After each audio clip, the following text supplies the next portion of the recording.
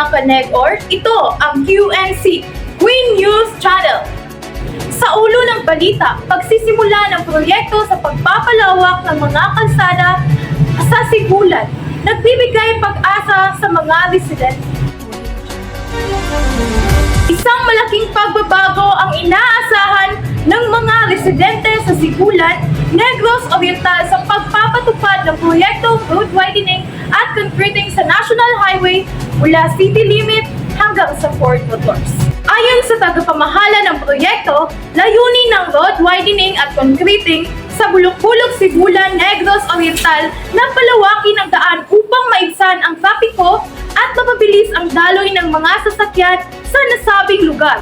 Dagdag pa rito, inaasahang makakatulong ang proyektong ito para mas mapabilis ang pag-access ng mga negosyo at establishmento sa nasabing barangay o lugar. Sa kabila ng benepisyo ng proyekto, may ilang residente at negosyante sa lugar na nagpahayag ng kanilang mga pangamba hinggil sa temporaryong abala at epekto sa kanilang kabuhayan.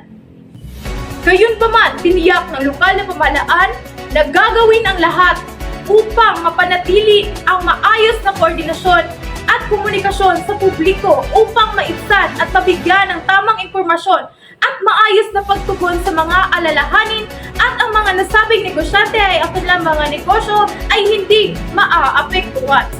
Ayon sa isang residente sa Bulok-Bulok, Sigulan, Negros Oriental, na sa simula pa lang medyo abala talaga sila sa pagbiyahe nila sa araw-araw.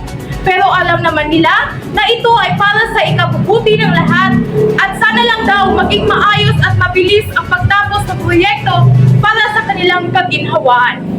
Sa ngayon, patuloy ang pagpapatupad ng road widening at concreting sa National Highway ng Barangay Bulok-Bulok, Sigulan, Negros Oriental.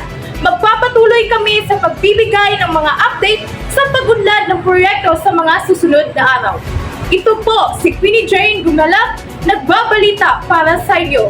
Maraming salamat sa inyong pakikinig.